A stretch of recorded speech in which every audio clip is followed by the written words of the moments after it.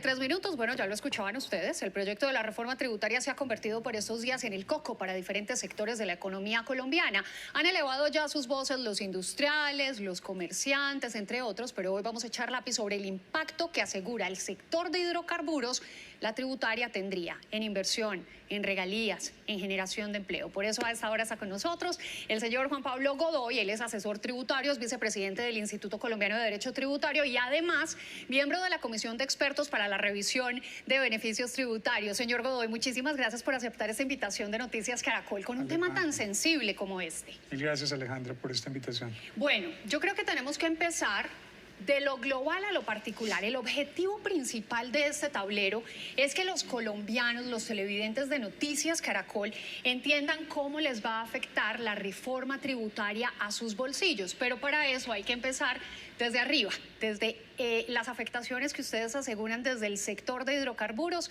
tendría la reforma tributaria. Así es, Alejandra. Digamos, es el aparato productivo en general, el empresariado en general y el sector de hidrocarburos en particular. Nosotros nos hemos formado la opinión de que esta reforma, como está concebida, a pesar de que se moderó algo frente al proyecto inicialmente presentado por el gobierno, sigue causándole mucho daño a la estructura productiva del país, sigue de alguna manera afectando el potencial de inversión y sigue teniendo una potencialidad de causarle un enorme daño también al conglomerado empresarial y también al colombiano de a pie, que es lo que vamos a tratar de ver. Hay dos aristas que especialmente preocupan al sector petrolero del país: la no deducibilidad de las regalías y la sobretasa permanente del impuesto de renta. Comenzamos por lo primero, pero lo más simple posible, para que la gente entienda en qué consiste esta primera preocupación. Perfecto.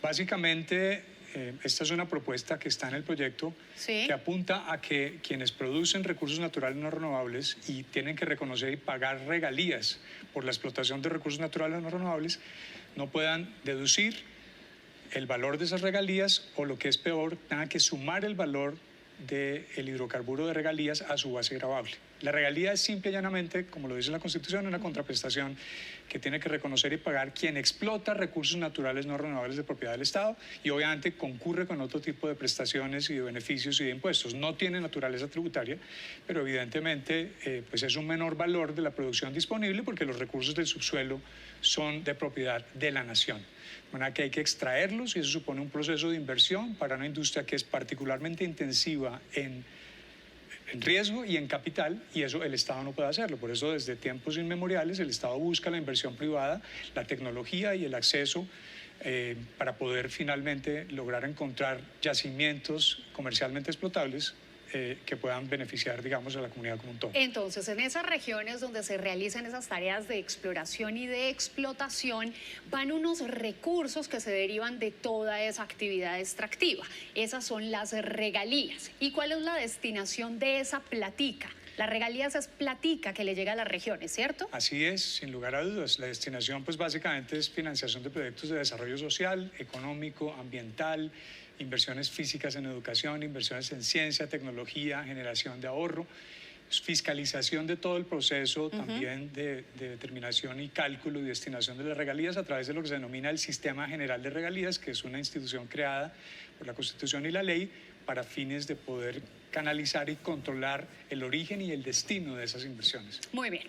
Digamos que esto es un gran pozo o un mar lleno de pececitos. Usted acaba a demostrar sus dotes de dibujante, abogado. Bueno, yo creo que ¿Cómo funciona ese tema de las regalías y de la explotación? ¿Qué presupuesto se va para la nación? ¿Qué presupuesto se va para las regiones? ¿Y con cuánto se quedan las empresas que se ocupan de la exploración y la extracción? Pongámoslo en términos simples, Alejandra. Supongamos que estamos en un lago y en ese lago hay unos peces que son muy apetecidos. Sí, vamos a intentar dibujar unos pececitos. Entonces, finalmente, el dueño del lago, que no tiene la tecnología ni el capital para poder capturar esos peces, contrata a un pescador especializado que tiene la tecnología para poder acceder a los peces. Entonces, finalmente, cuando sale la pesca, ¿cómo funciona la regalía? Lo primero que decimos es el 20%, para ponerlo en el ejemplo, a pesar de que las regalías pueden estar entre el 8 y el 20% está destinado precisamente a inversión social. A las regiones. A las regiones circundantes del lago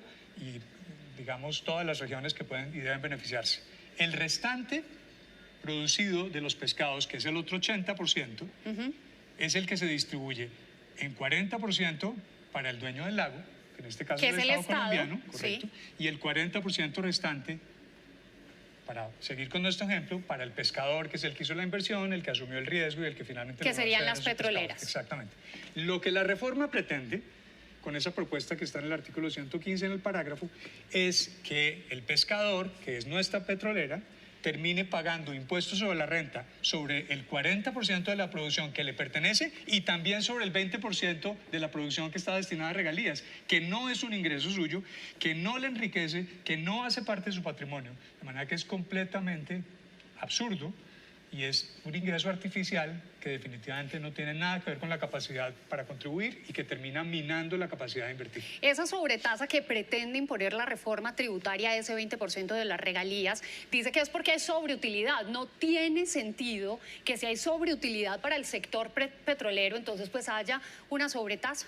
Ese es el segundo componente que afecta particularmente a la industria. Es una sobretasa permanente del impuesto sobre la renta que, como recordarán ustedes, el impuesto sobre la renta tiene una tarifa corporativa de 35%. Entonces, para este sector de petróleo y carbón y gas, hay una sobretasa para que sea el impuesto el 45% en el año 2023, el 42.5% en el 2024 y a partir del 2025 sea el 40%. Una sobretasa se justifica cuando hay un exceso de utilidades que se deriva de una, digamos, externalidad de la economía que no es un mérito del empresario, digamos. Eso es lo que se llama un impuesto al exceso de utilidades.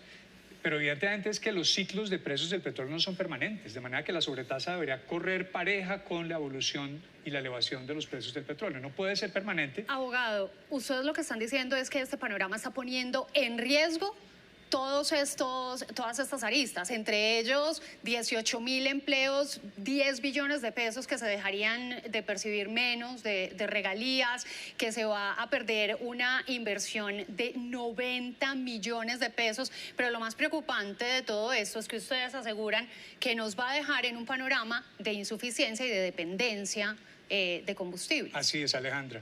El dinero que hoy en día se dedica a la inversión en exploración y explotación petrolera se va a tener que destinar al pago de impuestos. Y evidentemente, si hay menos inversión, hay una menor potencialidad de generar producción. Y si hay menos producción, habrá menos regalías. Y evidentemente eso termina por afectar la producción. Y Colombia tiene estimado una autosuficiencia petrolera como hasta el año 2032. De acuerdo con los estimados, con la reforma tributaria vamos a perder la autosuficiencia 3 años antes.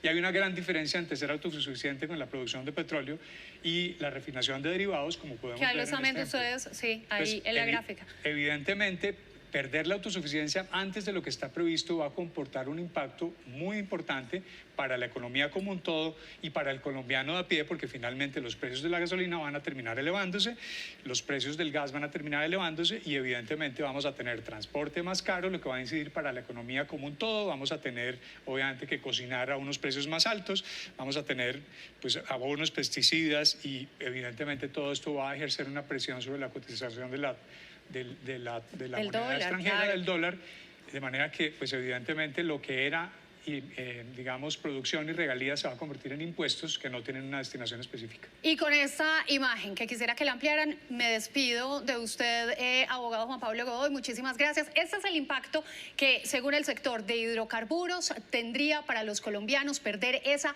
autosuficiencia. Abogado, muchísimas gracias por esta... La conclusión final.